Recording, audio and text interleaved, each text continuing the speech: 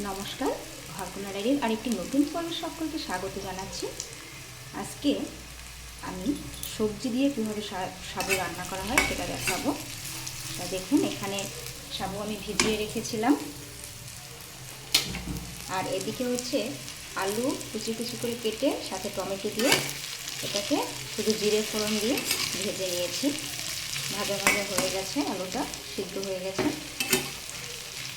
এখন এই অবস্থায় আমি এই যে ভিজিয়ে রাখা সাবুদানা, এটা জল ঝরিয়ে রেখেছিলাম, এবার এটা দিয়ে দেব।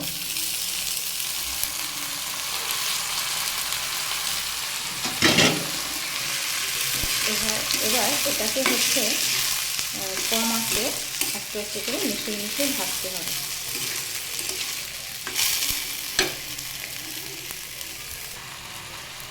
এখন চুলার জাল কিন্তু জোরে দেওয়া যায় না, খুব আস্তে করে জালটা দিতে হবে। আর এখানে দিয়ে নেব আমি, এখানে হচ্ছে গোলমরিচের গুঁড়া, আর হচ্ছে জিরে গুঁড়া, আর দেবো একটু মৌরি, গুঁড়ো করে রাখা ছিল সেটা আমি দিয়ে নিচ্ছি। এবার এটাকে ভালোভাবে মিশিয়ে নেব।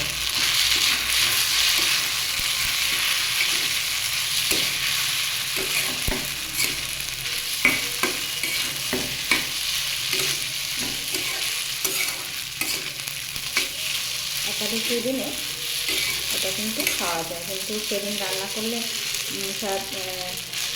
ঘি দিয়ে রান্না করতে হবে অথবা বাদাম তেল।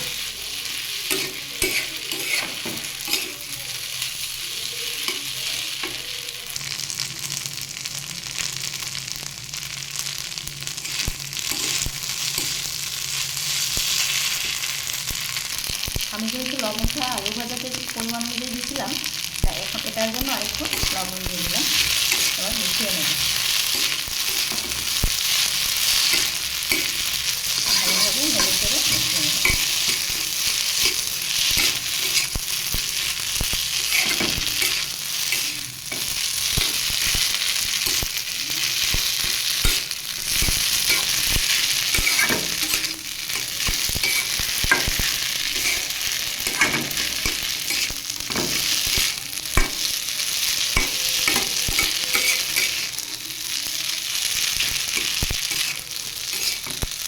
সাবু রান্নাটা কেমন হলো কমেন্ট করে জানাবেন, আর যারা যারা ভালো কমেন্ট করেন তাদেরকে অসংখ্য ধন্যবাদ।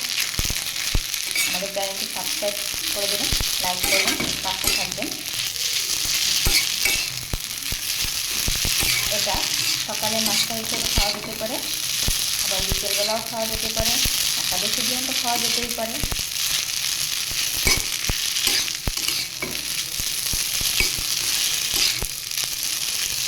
তৈরি হয়ে গেল আমার সাবুদানা রান্না। রান্না না, এটাকে একটু ভাজিও বলা যেতে পারে। এটা রান্না করেও খাওয়া যায়, খিচুড়ির মতো লাগে।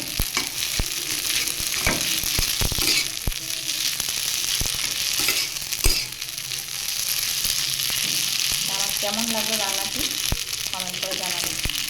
আজকে এই পর্যন্ত, নমস্কার।